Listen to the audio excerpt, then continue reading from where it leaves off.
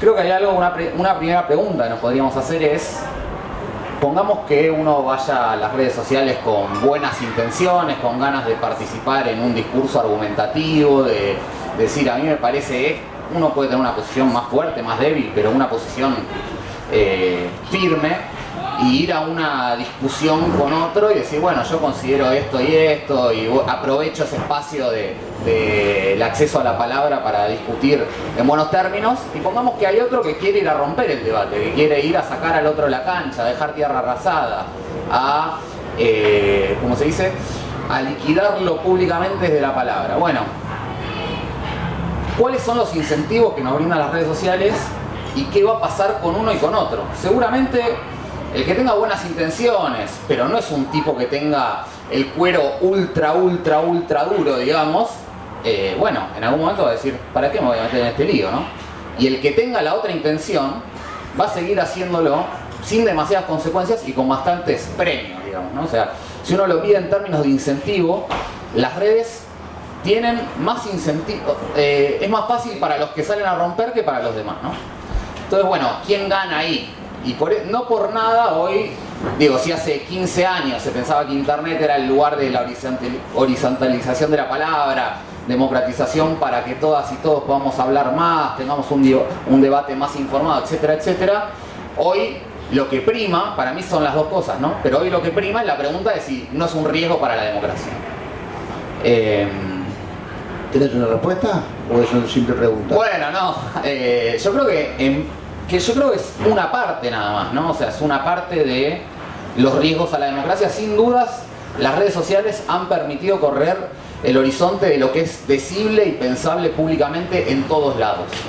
Yo, nada, tiraría ahora dos títulos, no sé si va a seguir, pero digo, para mí también depende mucho, ya medido en términos más sociales y a veces nacionales, depende mucho de los propios resortes que tengan las sociedades para intervenir sobre eso, ¿no?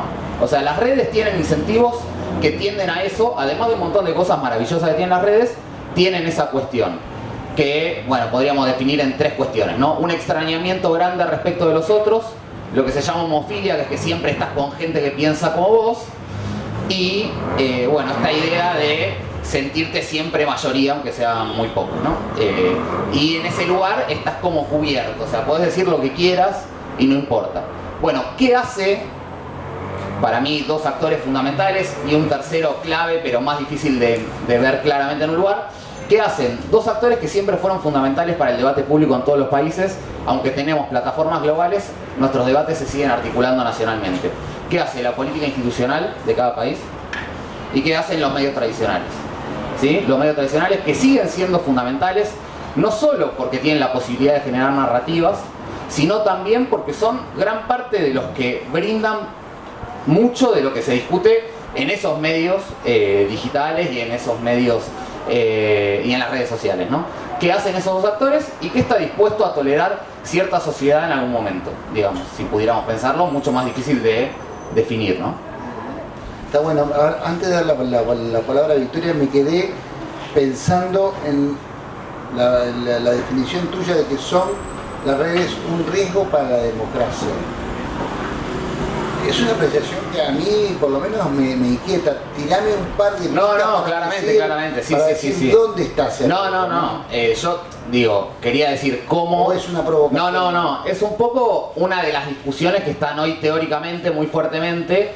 Digo, si uno piensa, nada, una película que no sé hasta qué punto circuló en Sudamérica y en el Cono Sur, pero circuló muchísimo en Estados Unidos, que era el dilema de las redes sociales, ¿no? Que estaba en Netflix. Que eran, bueno, los que habían diseñado gran parte de lo que contó Ana Laura, o gran parte de los que funcionaron en algunas de esas redes, y decían, bueno, al final las redes son... O sea, es un Frankenstein que se nos fue de las manos. Bueno, a partir de eso hay mucha preocupación en un debate, que digo, acá todavía sigue habiendo una relación entre sur y norte muy desigual, que aparece sobre todo a partir del Brexit y del triunfo de Trump, ¿no? Que es cómo las redes sociales fueron clave para eso. Para mí la pregunta, solo por las redes, yo lo decía como un debate que ahora la pregunta que se está haciendo es más esa, no que yo lo crea. Yo creo que una pregunta que a veces nos tenemos que hacer es cómo eso articula movimientos políticos, cómo eso forma parte de culturas nuevas, cómo hay gente que se socializa en eso y cree que eso es lo posible de decir. Y entonces ahí yo creo que hay un problema que son las redes y es mucho más. O sea, pensar que Bolsonaro ganó solo por WhatsApp es un poco simplificador. Es un poco simplificador. O sea, es mucho más que eso, pero sin dudas algo de lo que significó la irrupción de las redes en la política y en la sociedad generó otro tipo de circulación pública de los discursos y también premió a otros, digamos. Sin dudas, ahí jugaron muy fuerte también qué permitió la política institucional y qué permitió el discurso público de quienes supuestamente cuando vos estás perdido dicen la verdad, pongamos todo entre comillas, ¿no? Que son a veces los medios informativos. Bueno, yo creo que ahí hay muchas diferencias entre países y nada, no sé, dejo acá por si después hacemos una segunda vuelta. Le damos la palabra a Victoria. Bueno, sobre el eje central. Sí, buenas tardes, muchas gracias por esta invitación, muchas gracias a la Intendencia de Canelones en particular.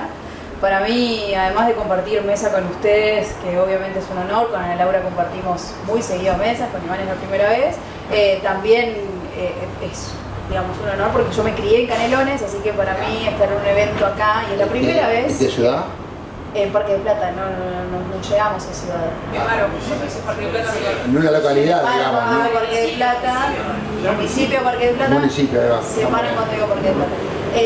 Bueno, pero más allá de lo que me hace sentir estar acá por eso y por lo que implica emocionalmente, un poco retomando lo que decía tanto Iván como Ana Laura, yo en realidad tengo una pregunta que es anterior, que es ¿qué consideramos odio? Y acá cuando digo que consideramos odio me parece que es algo importante a tener en cuenta porque odio es un insulto, odio es solamente cuando una persona denigra a la otra, ¿dónde empieza el odio?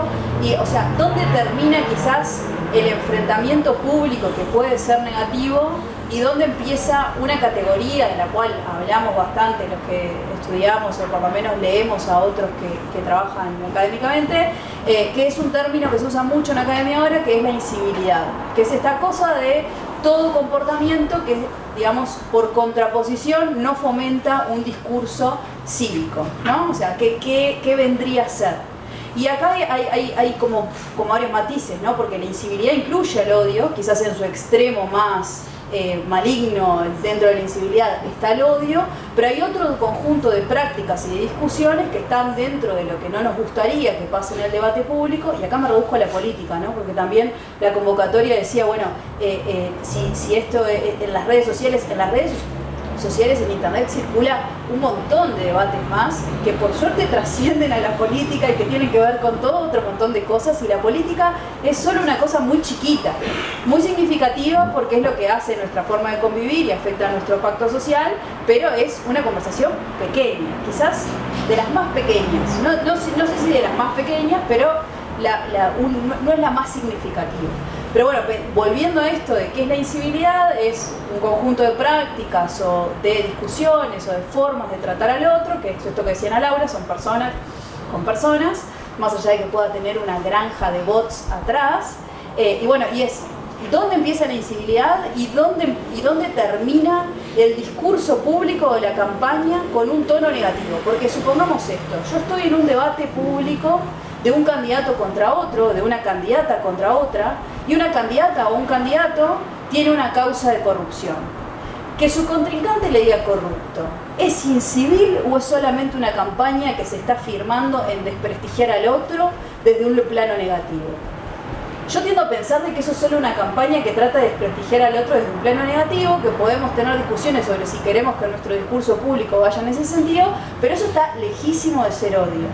Entonces, más allá de cómo funciona la arquitectura de las redes y demás, a mí me gustaría como plantearnos si efectivamente estamos en discusiones o todo el tiempo estamos sometidos a discusiones que son de odio o que fomentan el odio en política. Yo no estoy tan segura de que eso pase y de que eso sea así. Por supuesto que hay excepciones, hay momentos de campañas o algunos asuntos que nos preocupan, como la desinformación o la polarización y demás, pero bueno, creo que hay como un temor asociado a cómo funcionan las redes y cómo funciona el debate público que a veces está un poco lejos de lo que pasa en la realidad, ¿no? O sea, más allá de que a mí me guste o no que la campaña se centre en solo hablar del otro y hablar de que el otro es malo, o que la otra es mala, o que el otro es corrupto, o que el otro se equivocó, o no sabe gestionar, y quizás queremos promover un debate público que vaya más en el sentido de, bueno, cuál es el programa de gobierno de cada uno de esos candidatos o candidatas, o este tipo de discusiones. Entonces, primero me preguntaría qué vamos a considerar por odio, dónde empieza el odio. ¿Tenés alguna respuesta para eso? O sea, Bueno, ¿tenés sí, alguna definición? hay autores que tienen categorías analíticas. En América Latina no tenemos tantas bibliotecas de qué vendría a ser un odio y qué no, porque además las formas de comunicarse hoy son muy amplias. Ya no solo son palabras, digamos, ya no son solo textos, sino que puede ser un meme, ¿no?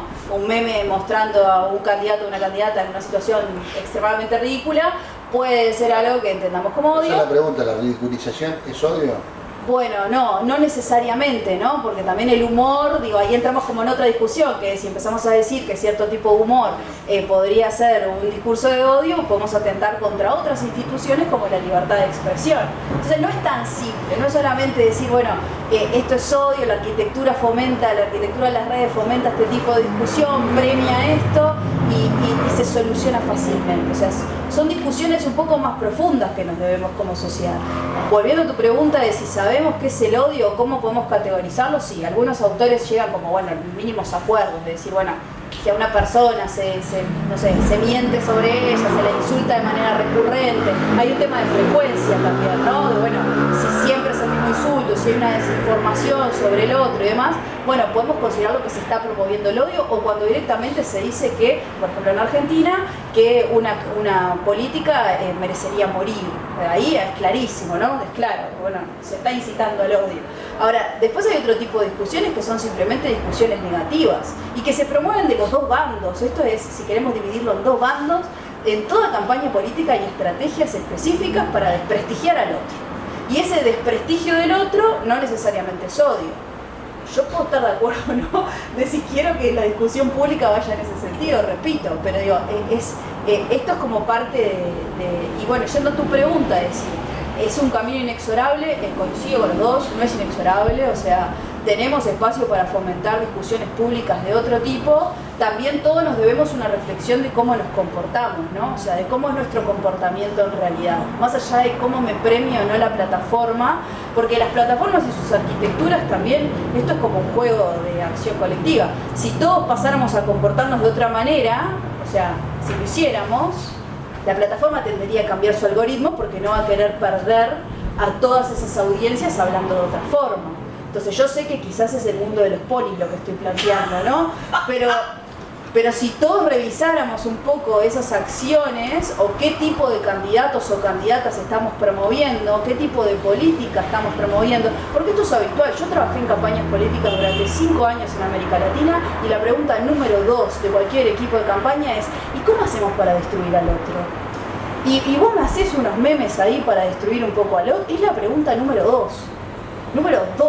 Entonces, ahí también creo que hay una responsabilidad de los políticos y las políticas, y no solo de las plataformas y las discusiones más profundas que tenemos que dar, que es qué tipo de campañas políticas queremos hacer. Que es que, bueno, ¿qué tipo de campañas de verdad queremos hacer? ¿Queremos hacer una campaña que esté enfocada en esto? ¿Creemos que es la única forma de ganar? O sea, ¿de verdad creemos que es la única forma de ganar? Algunos estudios dicen que la polarización política podría desmovilizar a la gente más que movilizarla, porque quizás el votante de centro dice, bueno, yo no quiero participar de esta discusión así, que no entiendo nada, y se desmoviliza. Otros estudios dicen lo contrario, ¿no? Que a más polarización política, el votante de centro dice, che, esto es un lío, voy a intervenir, porque si no, nadie va a hablar desde este lugar de centro. Entonces, no sabemos realmente cuál es el efecto de la polarización. Y esto no está dentro de la pregunta, pero hablar de odio implica naturalmente, por cómo es la arquitectura y por las comunidades y cómo interactuamos los humanos, es hablar de polarización política, ¿no? O sea, hablar de qué pasa en las redes sociales con la polarización. Y acá yo creo que hay un asunto de arquitectura, pero también hay un asunto de cómo nos comportamos los humanos. ¿Con quiénes se juntan ustedes? Ustedes se juntan con la gente que no tiene sus preferencias sociales, sus gustos, o sea, cómo se configuran las parejas, cómo se configuran. Es natural que tratemos de estar con nuestros pares y con nuestros iguales.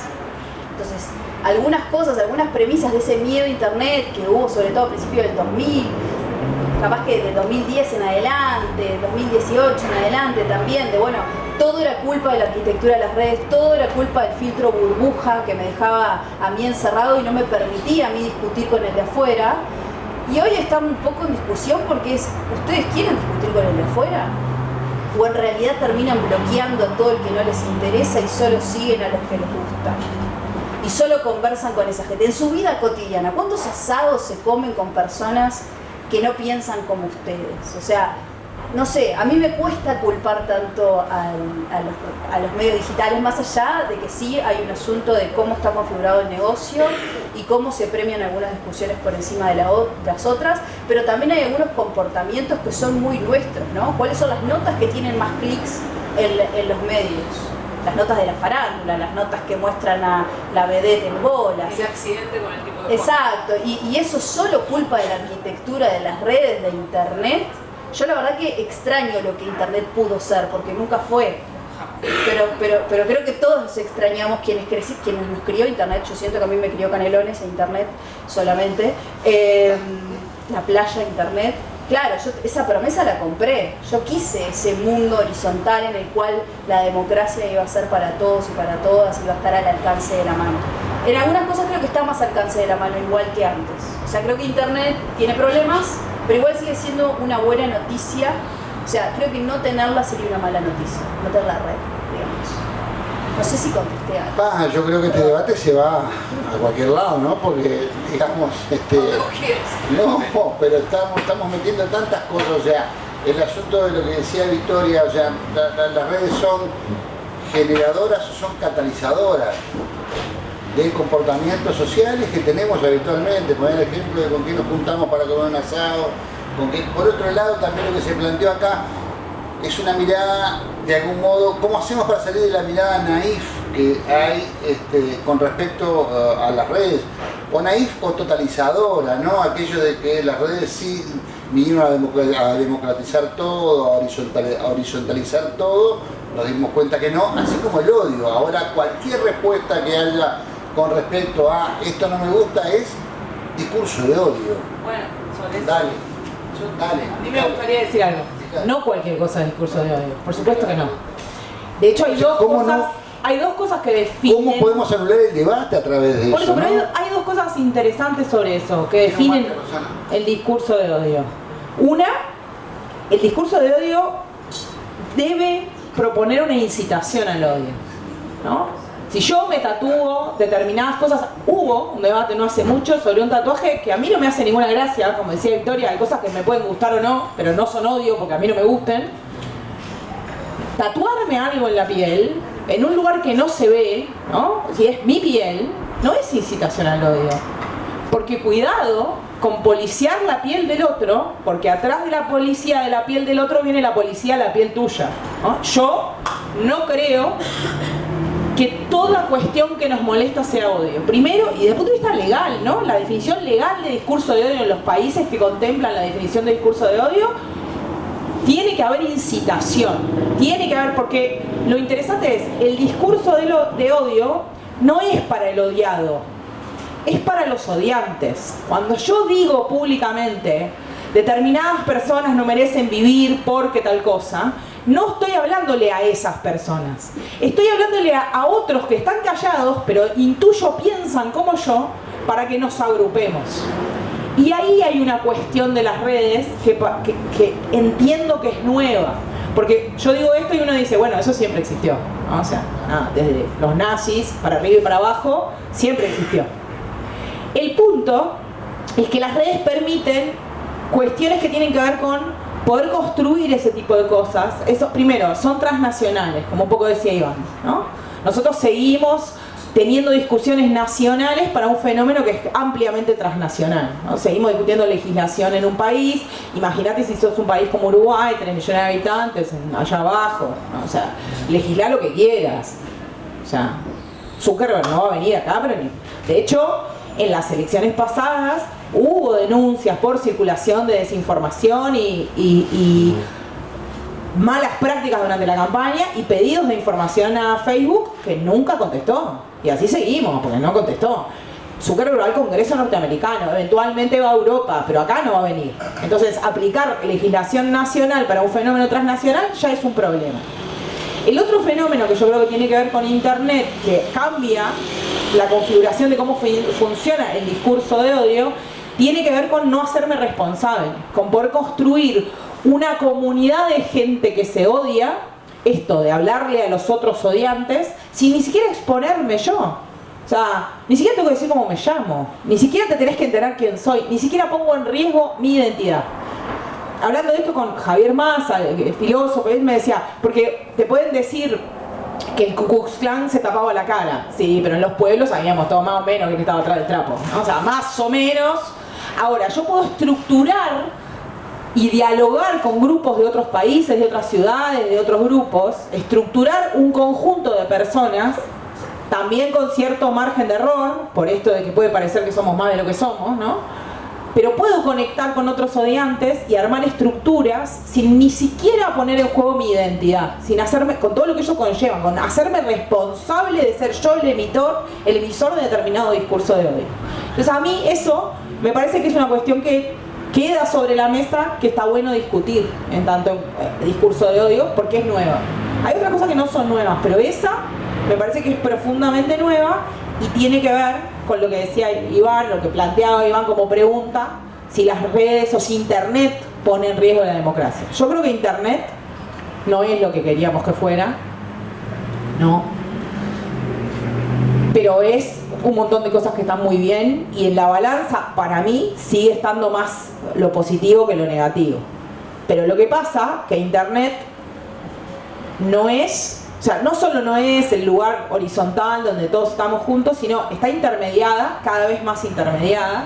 O sea, 99% del uso que la mayoría de la gente hace de Internet está intermediado por 3 o 4 empresas transnacionales que dominan todo. O sea, la gente pasa en Uruguay con el perfil del internauta, otros estudios que se han hecho, mucha gente machea o entiende que Internet es Facebook y Facebook es Internet, o Instagram o la red social que use y navega todo a partir de ahí. ¿Qué quiere decir intermediada? O sea, quiere decir que vos sacás tu teléfono y usás Internet. ¿Qué es lo que haces normalmente?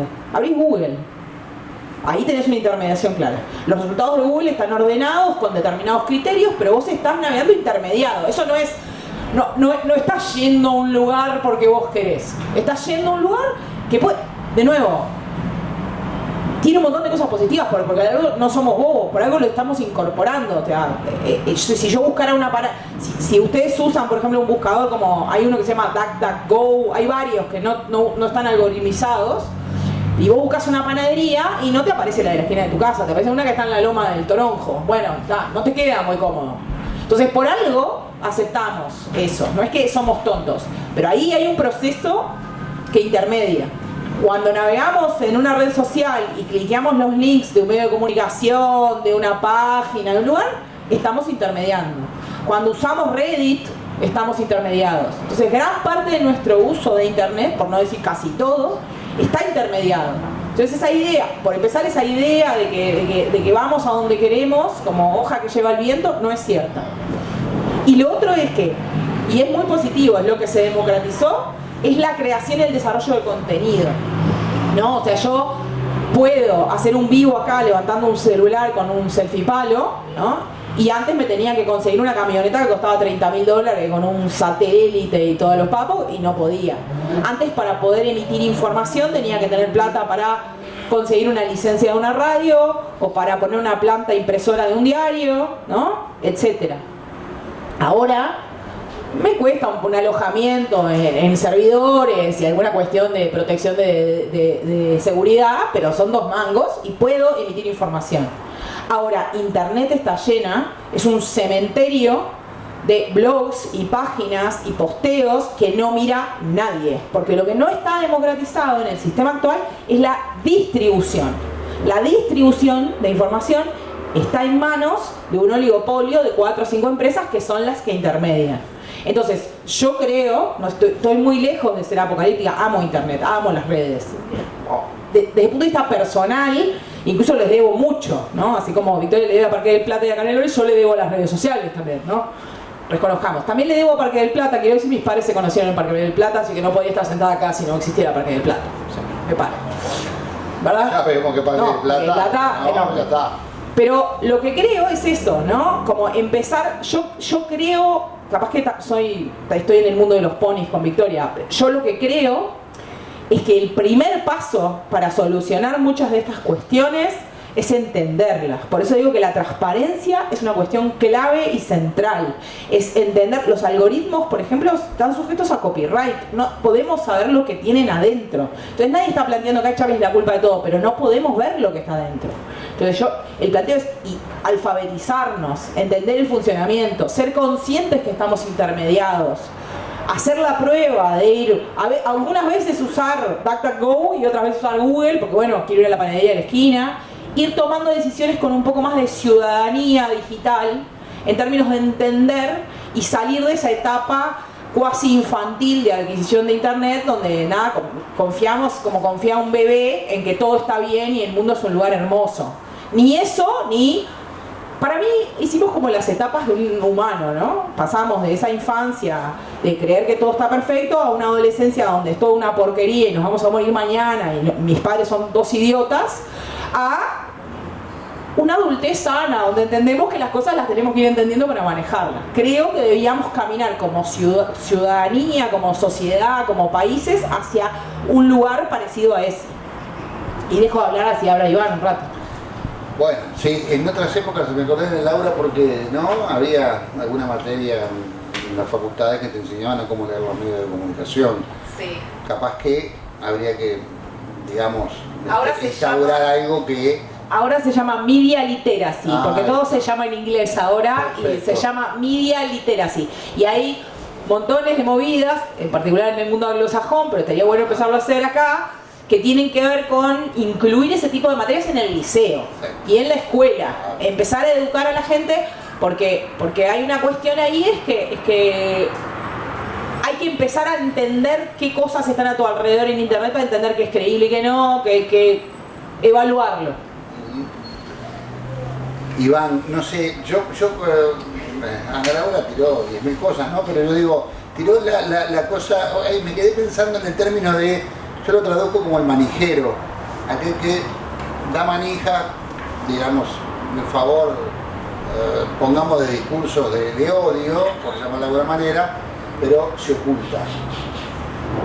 En política, acá en Uruguay hemos tenido ejemplos, algunos pocos ejemplos, pero ejemplos claros de políticos importantes que mienten descaradamente en redes sociales, ¿no? La pregunta es si esa mentira puede generar, digamos, alguna plataforma que te pueda llevar al odio o si simplemente puede quedar ahí. Entonces, en términos, vos me quedé con el riesgo para la democracia, agarraste más por el lado político. Entonces, ¿cómo podemos de algún modo relacionar la mentira a sabiendas con la generación de esos, en términos políticos, con la generación de esos discursos o de esas barras bravas o de esas barricadas, ¿no?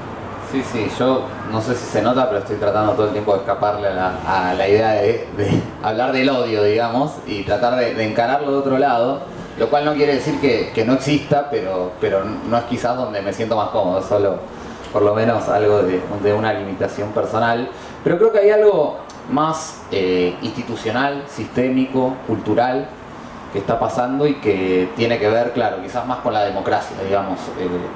No es que una y otra se lleven mal, sino que es parte de eso.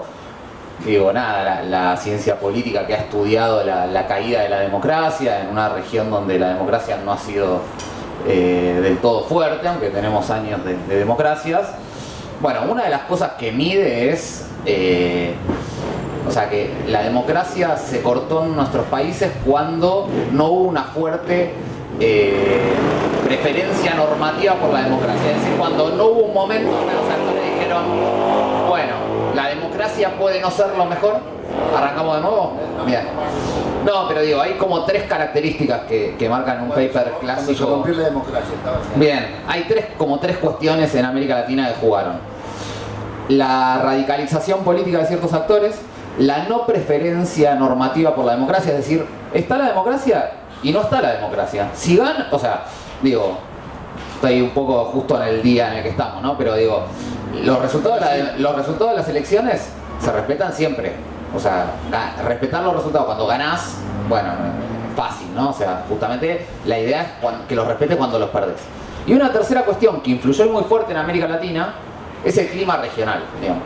Y hoy estamos en un clima regional donde hay cosas que hace 5, 6, 7 años parecían impensadas y hoy están naturalizadas dentro del debate. Para mí eso tiene que ver con... Por ejemplo, sí. para, porque te quedaste en el titular, me interesa ver qué hay adentro de Bien, eso. ahí va, en esos tres Sí, sobre cuestiones. todo, no sé, me interesó el último ya. ¿Qué Bien, pasó en estos últimos el clima regional. Bueno, o sea, digo, la ascensión de Bolsonaro, digo, otros autores, Steven Levitsky, que es una persona que trabajó mucho de esto, dice, bueno, o sea, hay un par de características que tiene que tener un líder político cuando vos te das cuenta que es autoritario y no es democrático. ¿Justifica la violencia política contra su rival? Bueno, ¿considera a su rival político ilegítimo? Ahí quizás es la dimensión más difícil porque entra un poco lo que dice Victoria. ¿Que sería ilegítimo? Está un poquito difícil a veces. Y la tercera, ¿reivindica la dictadura de sus países? Bueno, digo, Bolsonaro tiene las tres. O sea, y gobierna Brasil hace 4 años. Pero digo, no nos tenemos que ir tan cerca tampoco. En Estados Unidos hubo un intento de golpe de Estado. Digo, entonces, ahí estamos en esa época. Y estamos en una época efectivamente de polarización, donde hay una parte que está pasando, que sucede, que creo que tiene que ver un poco con la dinámica de las redes, pero lo excede por mucho, que es que no se comparten los hechos, no hay una realidad común compartida, que es una dificultad que siempre estuvo, pero había un momento en el que, o sea, los antivacunas están hace un montón, la idea de, como dice Silvio Weibor, la idea de que o sea, que la Tierra es plana era una idea anterior a que la Tierra era redonda. El tema es que hoy pueden hacer comunidad de sentido y casi sin que les entre lo otro, ¿no? ¿En qué puntos para mí puede resolver una sociedad esos problemas? Con algunas personas que resuelvan ese estatuto de verdad, digamos, que a veces son los periodistas, digamos, con todos los problemas que tiene el periodismo, con todas las discusiones que hay sobre quiénes son los medios, etcétera, etcétera. Pero hay sociedades donde los periodistas de un lugar, de otro, los medios, etcétera, etcétera, hay ciertos hechos que no discuten que sucedieron. Bueno, hay otras sociedades donde no. Pasan cosas, digo, no sé, justo contaba Victoria Gadea, del país donde vengo yo, digo, le gatillan en la cara a la vicepresidenta y el debate si pasó o no pasó, o tenés una conductora que en el prime time de un canal de noticias toma hidrocloroxina, o dióxido de cloro y está todo bien, o sea, no tiene consecuencias. Entonces es un tiempo de posverdad también, y ahí me parece que tiene que ver con dos cuestiones que también me preocupan respecto a la democracia y que exceden también a América Latina. Como dice Silvio Weibor sobre la posverdad, la verdad siempre fue un consenso parcial, nunca hubo una única verdad, pero después de la Segunda Guerra Mundial, uno de los acuerdos de la humanidad fue, como llegamos a esto, bueno, vamos a establecer cierta verdad en la que vamos a consensuar, aunque sea un sector amplio de la sociedad, que es la verdad científica, ¿no? La verdad científica, que lo vimos con la pandemia, la verdad científica que también tenía un rol importante el periodismo, con todas las dificultades que tiene el periodismo en nuestra región, creo que, o sea, no voy a meter en ese debate, pero creo que el periodismo uruguayo es mucho más serio, claramente, que el argentino, sin dudas. Mucho más profesionalizado, sin dudas también.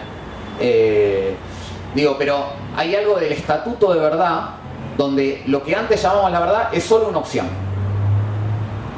Y en ese problema de que la verdad es solo una opción, también hay un momento en el que cuál es la mesa y quién crea la realidad y cómo es. Entonces, los periodistas tendrían un poco de jugar ese rol y la política institucional también podría marcar cierta frontera.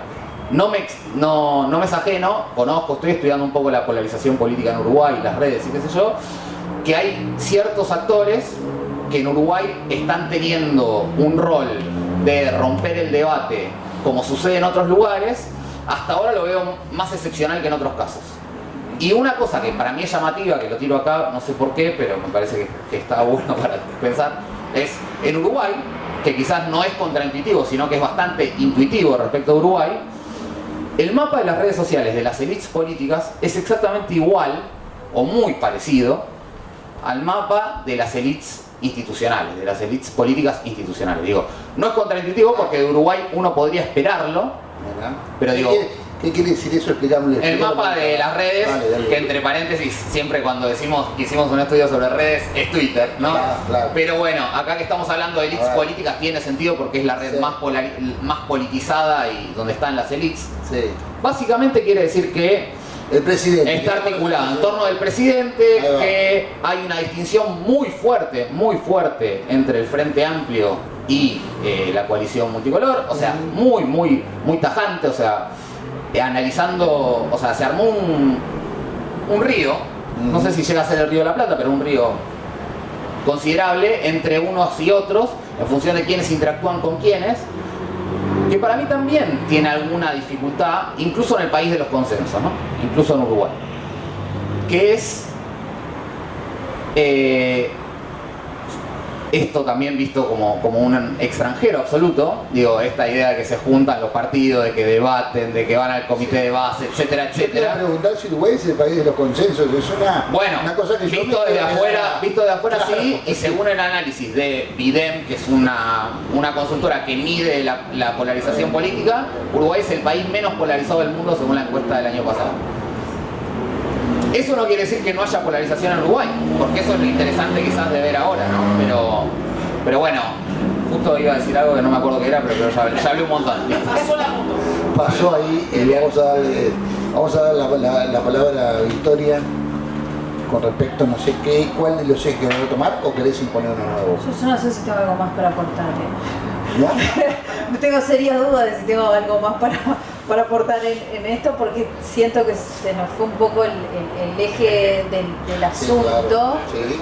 Retomalo si querés el eje y tendrás que profundizar un poco más. Pero un poco yendo como a esto de la polarización y en qué lugar está Uruguay en cuanto a la polarización, y capaz que retomando un poco esto que decía Iván, yo entiendo sí que Uruguay quizás es de los mejores países del mundo, eso no significa que no deba preocupar, ¿no? O sea, nos sigue preocupando, porque sí es cierto que hay un conjunto de discursos públicos que empiezan a aparecer, que no eran típicos en Uruguay, que no aparecían en Uruguay, algunos perfiles incluso políticos, lo tuvimos en la elección pasada, tuvimos un outsider político muy vinculado con las Fuerzas Armadas que llegó a un lugar bastante importante dentro de la elección, hoy es uno de los socios mayoritarios de la coalición multicolor, ahora institucionalizado en el marco de la democracia, ¿no? Inicialmente teníamos como algunos miedos con ese actor, pero bueno, hoy parece que todos están caminando como el cauce uruguayo, que es esto de, bueno, ese actor ahora está institucionalizado, ya no existe ese temor por ese actor político y demás, y lo mismo parecería que va a pasar también con el debate público. ¿Qué va a pasar en las próximas elecciones? Es algo que todavía no sabemos. Si el sistema se va a fraccionalizar más o no. O sea, Iván hablaba de algunas características que pasan cuando los sistemas empiezan a resquebrajarse, o sea, muchos politólogos estudian cuáles son los síntomas de que una democracia está en caída, ¿no? Y también hay otros que estudian cómo hacen los sistemas para volverse democráticos, ¿no? Estoy como, yo creo que la mitad de la carrera, no sé si en Argentina es igual, pero acá creo que la mitad de la carrera solo nos dedicamos a estudiar eso, porque siempre queremos volver a la democracia. Pero nada, otro de los asuntos muy importantes que pasa allí es la fragmentación de los partidos, ¿no? O sea, en sistemas presidencialistas como el nuestro hay una tendencia a que el sistema entre en peligro, que la democracia empiece a sufrir algunos problemas, a mayor fragmentación política. Cuando empiezan a aparecer más actores en el sistema es cuando uno tendría que prender la luz amarilla. En Uruguay esto en la elección pasada quizás pasó cuando pasó ese cabildo, pero luego hubo un alineamiento en dos grandes familias ideológicas, nuevamente como siempre, donde tenemos como dos bloques. Entonces esos dos bloques, los presidencialismos funcionan mejor con bipartidismo, esto está demostrado empíricamente, y si bien nosotros no tenemos dos partidos consolidados, tenemos sí dos bloques familiares que funcionan de manera más o menos homogénea, lo cual garantizaría, digamos, nuestra estabilidad institucional. Ahora, Las familias ideológicas, dijera Sanguinetti de los 90. familias ideológicas, le podemos llamar bibloquismo, como le llaman algunos colegas, dos bloques de determinados partidos que se congregan allí y demás. ¿Qué va a pasar en la próxima elección? Es algo que no sabemos. ¿Qué rol va a jugar las redes sociales y sobre todo qué tipo de campañas vamos a poner sobre la mesa? Es todavía lo que a mí me queda la incógnita. En esto de que Uruguay llega todo 5 o 10 años más tarde, es como, bueno, pareciera que el mundo está volviendo un poco de eso, que algunas discusiones se están dando con mayor profundidad. Igual Trump va a pelear las próximas elecciones en Estados Unidos y no sabemos qué va a pasar con eso. En este momento se deben estar conociendo los resultados de la elección en Brasil. Todavía no, bueno, se está siguiendo el minuto a minuto, tenemos acá me imagino. Pero bueno, esto de que Uruguay llega todo más tarde es también preguntarnos si Uruguay no va a pasar ese momento quizás más de mayor polarización o de más desinformación, o todavía no llegó. Eso es como una duda que yo tengo. No es un temor, no quiero instalar acá el miedo, ni mucho menos, porque yo dije que soy una persona bastante optimista con respecto al rol que cumplen las redes sociales y demás, y en esto de problematizar un poco qué es el odio y sacarle un poco el cuco, pero sí preguntarnos qué es lo que va a pasar de acá a nada, porque ya no falta nada para la próxima elección. Que también es otro fenómeno que empieza a aparecer y yo creo que es parte de la velocidad con la que vivimos y está vinculado a internet, que es esto de la electorización constante, ¿no? O sea, estamos gobernando y estamos en una elección. Y todos los actores están solo en una elección. Y miramos todos los gobiernos departamentales, nacionales, no importa cuál estemos mirando, todos están en una elección. Y eso sí es un problema para la democracia. O sea, como que están en campaña permanente. Exacto, sí, estamos todos en un momento donde todo es una elección, y eso capaz que es lo que muestra un poco, que Iván decía, bueno, ¿qué pasa con este mapa de Twitter y cómo se comportan los actores? Y yo me imaginaba, bueno, este país de los consensos y que él ve este río de falta de comunicación, que es, bueno, ellos en redes están en campaña todo el tiempo, entonces tienen espacios de diálogo, están en la comisión de diputados, en la comisión del Senado, y deben estar discutiendo de una manera mucho más amigable de la que nos imaginamos. Pero en redes sociales están en campaña, en los medios de comunicación están en campaña, sobre todo en las redes, creo que es como, y en Twitter, ¿no? Que es como el lugar de los políticos, que se canta, están en campaña. Entonces, esos mapas que uno hace a veces y cuando mira cómo se da la discusión pública, muchas veces no representan necesariamente cómo son esas interacciones políticas en el mundo de lo real. Ya lo sabemos que tienen grandes problemas, pero es esto, es también, capaz que es un reflejo de que estamos en una constante campaña electoral. Y este es otro asunto. Pensé que era una alarma. Bueno. Le dije, tiene un ring. Pero bueno, nada, esto, que más allá de lo que estamos viendo, es un asunto que preocupa muchísimo y que también es de la velocidad con la que se da todo en redes sociales, ¿no? Y que se da en internet. Que es que como todo el tiempo estamos viviendo con esta extremísima ansiedad que es la elección, ¿sabe? Asuma el presidente, asuman los intendentes, y al otro día estamos preguntándonos quién es el candidato o la candidata, en general el candidato, ¿no? Porque nosotras no nos toca. ¿Quién es el candidato para la próxima elección? O sea, ¿cuál de todos esos que están corriendo ya están corriendo mirando la próxima elección? Y este es un asunto que es muy preocupante también para la institucionalidad democrática. Para mí este es un punto, un gran punto a tener en cuenta. No tiene nada que ver con lo que estamos hablando. No, está bárbaro, porque aparte acá se disparó para todos lados, pero digo, hace un rato que me parece que estamos bordeando el tema de fenómenos redes y política también, ¿no? Yo una de las preguntas que me hago 2x3 es ¿cuánto sustituyen las redes sociales a la participación política, digamos, de cuerpo a cuerpo, cara a cara? Nada. ¿Hay algo de eso? No. Yo te hago una pregunta. ¿Por qué es mejor el cara a cara? No, porque hay como una tendencia sí, claro que hay, sí, yo creo que claro. además tiene mucho de Enrique el Antiguo, ¿no? O sea, yo resisto mi propio Enrique el Antiguo, pero ya no soy una nena, tengo 43, o sea, yo ya estoy más del lado de Enrique que de... Pero hay como un más de la edad del discurso, Antiguo que de Enrique. Claro, más de la edad del Antiguo que de Enrique. No, pero hay un discurso ahí que además siente que hay una manera correcta de participar y una manera incorrecta. Yo no estoy tan convencida de eso. No, o sea, vaya. Sí, Dale ahora. Muy bien. Bueno, adelante. No, yo coincido con Ana Laura de que hay sí esta cosa de que lo presencial es mejor y lo virtual es peor y la calidad de un vínculo y de otro vínculo está lleno de parejas, ¿no? que se vinculan solo a través de lo virtual y capaz que ese vínculo es más sano que el otro. Pero más allá de eso sí, algunos estudios muestran que las campañas políticas que han logrado hacer la diferencia son las que vuelven al territorio. Entonces, más allá de qué mejor y qué no mejor. ¿Qué quiere decir volver al territorio en este ¿Qué caso? es volver al cara a cara? Volver a recorrer puerta por puerta, tocar la puerta. La política que en Uruguay es como la más común y la que más conocemos y la del microtargeting, digamos, pero más micro y en el mundo, digamos, donde nos podemos tocar. Y esto hay varios estudios que analizan cuál fue el diferencial en una campaña y en otra, y es, bueno, no abandonen tampoco. Esto no significa no hacer campaña digital, o sea, son cosas bien distintas. Pero bueno, el volver a tener al candidato, a la candidata de su equipo recorriendo y viendo la realidad de primera mano, que sí es algo que es más difícil en la campaña virtual, ¿no? O sea, en la campaña digital uno puede emitir un mensaje y puede tener espacios de diálogo, que pueden ser vivos, pueden ser momentos donde el otro te cuenta su experiencia y cómo lo está viviendo, pero el visitar la casa del otro, el meterse en la casa del otro, es quizás lo que puede hacer un diferencial. Entonces, no discrepo contigo, Laura, porque yo nunca voy a discrepar contigo. Pero porque vos estás hablando más del lado del candidato, más del lado de las cúpulas políticas. Yo creo que vos estabas hablando más del lado de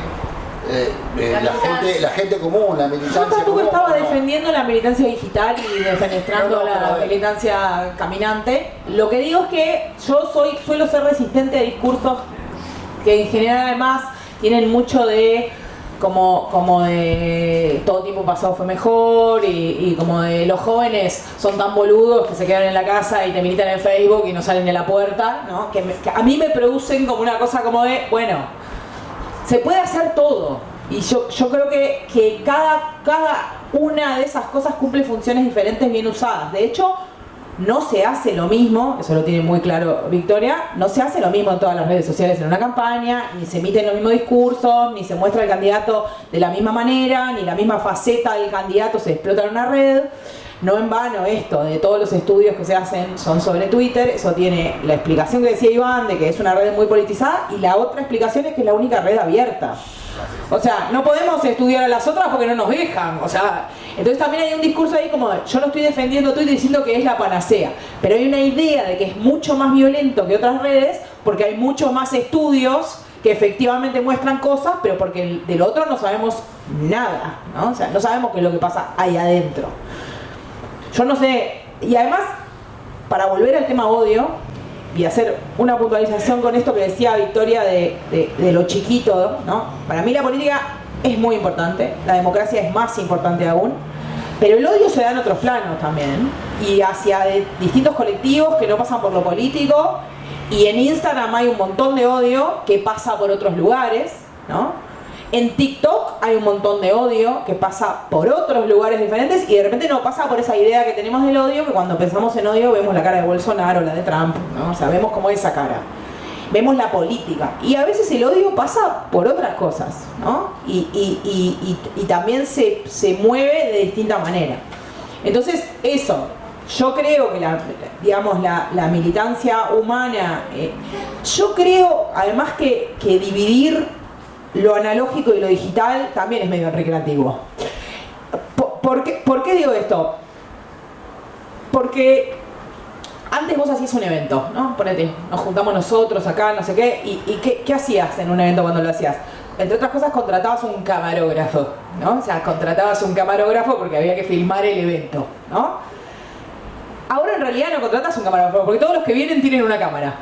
Pero sí pensás, y en determinadas cosas, si uno lo ve clarísimo en lo que es consumo masivo, ¿no? Lanzamiento, tienda, producto, eso que en general llegan como primero algunas cosas, pero en política se ve clarito. Construyo un lugar que físicamente está pensado para ser un escenario digital, ¿no? Estructuro lugares.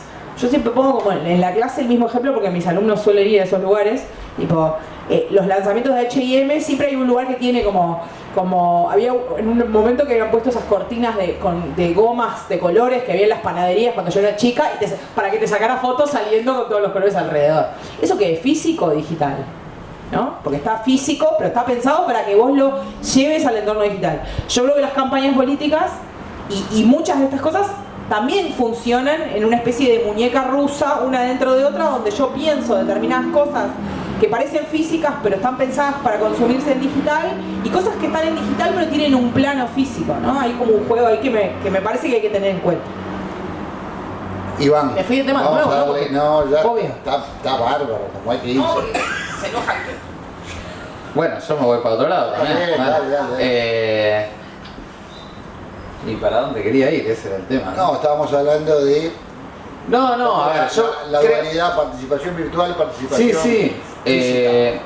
Para mí, primero, o sea, se está trabajando mucho, hay un libro que salió este año de Pablo Koski y Eugenia Michelsen que se llama El entorno digital, que dice, bueno, o sea, seguimos viviendo en el entorno natural, digamos, pero hoy el mundo es el entorno digital, o sea, está todo eso y es parte de eso, o sea, todo es parte de eso. Incluso hay muchos estudios que dicen que en realidad ya el celular es como una mano más, o sea, en realidad el nombre era otro y me lo olvidé, así que pido disculpas, seguro a alguien se le ocurre cuál era la forma de decirlo, pero digo, es como algo integrado en nuestro Es cuerpo. una discusión muy anacrónica la que estamos planteando. No, pero a mí me parece que hay algo ahí que pasa en las redes, que es que también las redes son dispositivos para guiarse en la acción política y en la acción mediática, ¿no? En la acción de los periodistas, de los medios y en la acción de los políticos, ¿no? Con ciertas mediaciones o no, me parece que esa es un poco la discusión, ¿no? O sea, digo, tenemos una idea que también es parte del mito de este entorno digital, que es que nuestras prácticas se volvieron cuantificables y visibles. Entonces, cuando vos tenés tantos me gusta, tantos retweets o tantos comentarios, y eso ya vale para cualquier red social que uno use, Podés medir uno tu dice, me repercusión. fue bien, ¿no? O sea, digo, no sé, tiraste un tweet y a las 5 horas no pasó nada, no tengo internet. Y después te das cuenta, no te quiere nadie. O sea, digo, entonces, bueno, no importa, digo, esa pregunta que uno se hace, la usa de guía de la acción. Y eso, por ejemplo, es muy impresionante como en la Argentina, una cosa que pasó, ya que hablábamos del atentado a Cristina Kirchner, Patricia Bullrich, que es la presidenta del partido más importante de la oposición, decidió no repudiarlo. Macri y Larreta, que son como las otras dos figuras más importantes del PRO, lo hicieron y al rato como que desandaron un poco ese camino en base a lo que habían visto en las redes sociales. Digo, las prácticas que se ven en las redes son prácticas ruidosas, son prácticas de sectores especialmente comprometidos en general, no siempre, pero la mayoría. Y entonces como guía para la acción política son complicadas, digo. Son complicadas, lo cual no quiere decir... ¿Complicadas o no sirven? A ver. Bueno, no sirven, en realidad yo diría, Porque la una política crea realidad también, ¿no? O sea, cuando un político dice, vamos para acá, y tiene una representatividad política fuerte, o cuando vos te abstenés de opinar porque crees que te van a insultar, bueno, hay algo de la dinámica social que funciona. Después como dispositivo guía puede no funcionar. Digamos, veamos lo que pasó en Bolivia en el 2020. Después de el gobierno de Áñez, se dijo el MAS pierde, el MAS no va a poder ganar nunca más. Ganó en primera vuelta con 55% y estaban todos seguros que iba a haber por lo menos segunda vuelta.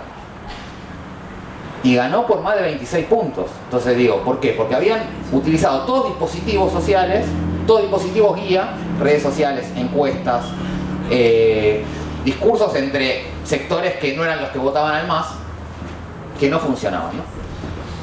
Para mí una cosa que pasa es que a veces uno o todos lo que necesitan es guías, ¿no? Y las redes sociales también se transformaron en una guía permanente para la acción, para mí con distintas mediaciones. Creo que si volvemos a la política uruguaya, también están los partidos políticos que juegan, también hay otras mediaciones, también hay otros sectores que están jugando.